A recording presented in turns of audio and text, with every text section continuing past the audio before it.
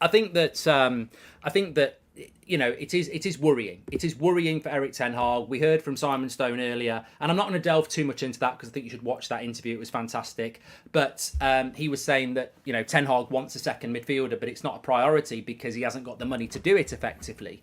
And that is ultimately going to be the problem here. I mean, I look at this transfer window: Mason Mount, Onana, Højlund. I think they're all decent signings, but it's not really. I'll be absolutely honest. Is it really going to make us be title contenders? No, and that probably wasn't going to happen anyway, to be fair.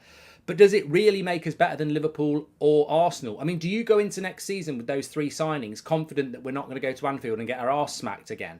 And I actually don't think he is getting the players that he wants to bring in. And, I might be the only one who says that, but I don't think he is. And I don't think he is because I think there's a lot of players that are going to be staying at this football club again. And you can always judge a transfer window by who gets sold. And if you want to look at a football club that is genuinely progressing and trying to win titles, I hate to say this, but look no further than Arsenal. £100 million on Declan Rice shows ambition. Havertz, Timber, it shows ambition to progress and improve your team and strengthen your bench. Selling Xhaka, who apart from Casemiro, was probably better than any midfielder we had last season. I mean, Xhaka had a very good season for Arsenal and they've sold him. That's ruthless.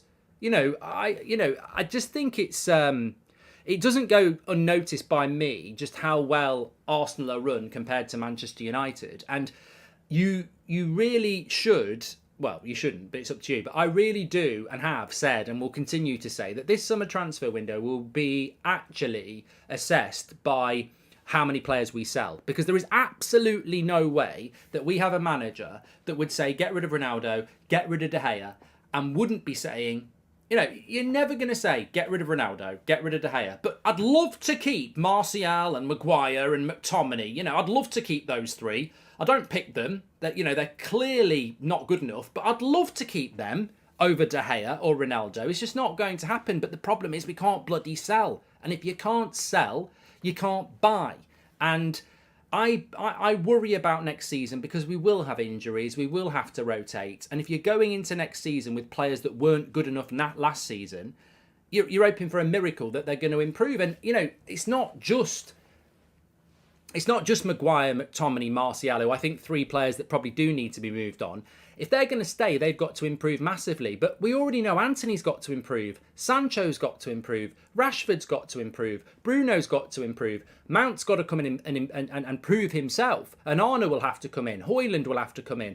We've already got loads of players that naturally have to improve. And then you're asking those players to improve as well. I mean, Ten Hag's not a miracle worker. So I think that there is a worrying noise coming out of United that sales just don't seem to be yet again where they need to be. And we all know that if we can't sell, we can't buy. We can't buy any more than we've got if we don't sell. Fabrizio Dawson and now Stone shows how far, guys, you've come. Any chance of getting luck cursed on, says Acid? No, he's not particularly nice. Since we achieved top four last season and it's impossible to be title contenders this season, what should be our expectation, says Min.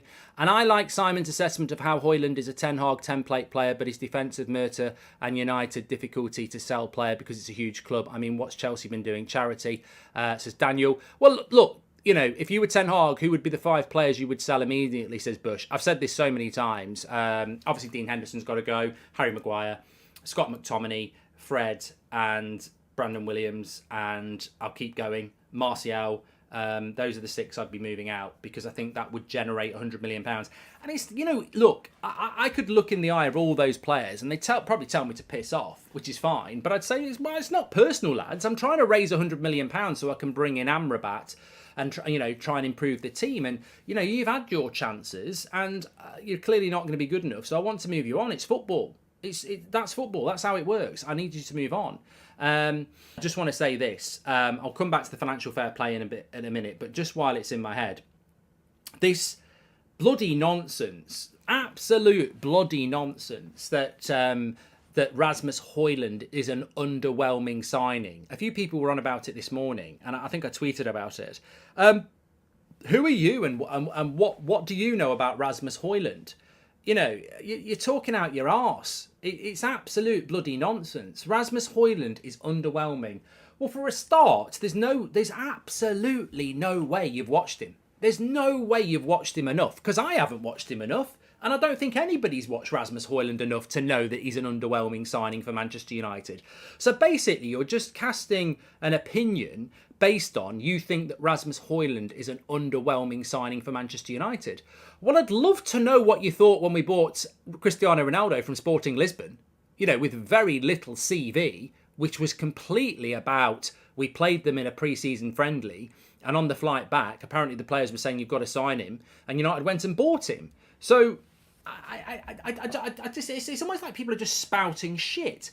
I mean, Rasmus Højlund is an underwhelming signing. Says who? Says who? And what is your CV to say that?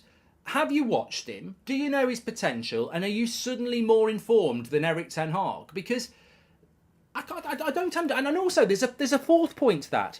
If Rasmus Højlund is an underwhelming signing, what the bloody hell should we be doing then? And don't talk to me about Man United should be signing Victor Osimhen or Harry Kane.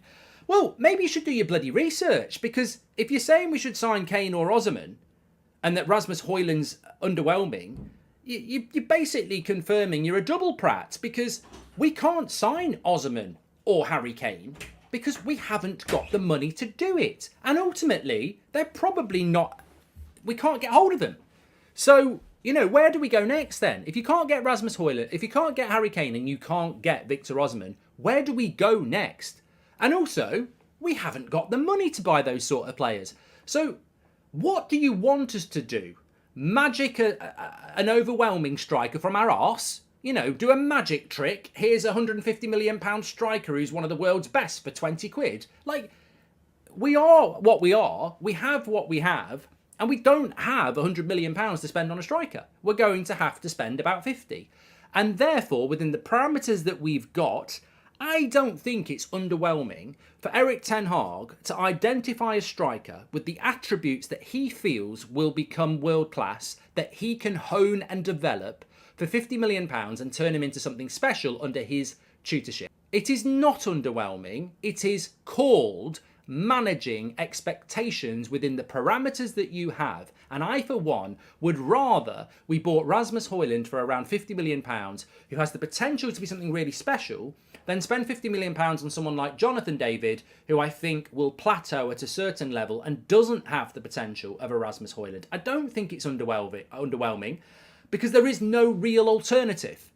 Either understand what our budget is and understand what's available with that budget, and also understand that Erik ten Hag knows Rasmus Højlund in depth, has wanted him for a very long time, and sees a player that he can turn into something very special. How is that underwhelming? I just don't see it. I don't see it at all. It's like the know-it-alls who know nothing, assessing something. I mean, it's like saying Pulp Fiction's a crap film when you've never seen it. It's ridiculous. And I'm not saying that, Rasmus Højlund's going to become an absolute classic player, but I do trust the manager on this, and I do think in the limited bits I've seen Rasmus Højlund, I've done a lot of research on him, as I'm sure you have, but I think he's got everything. I really do. And I think that I don't see it as an underwhelming signing. I actually see it as the sort of signing we should have been doing a lot more over the last decade.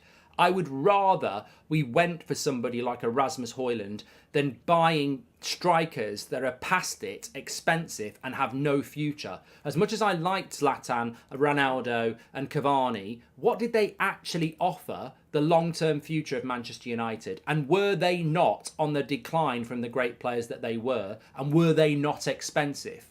They were short-term gaps coming towards the end of their career who were expensive and offered no future planning.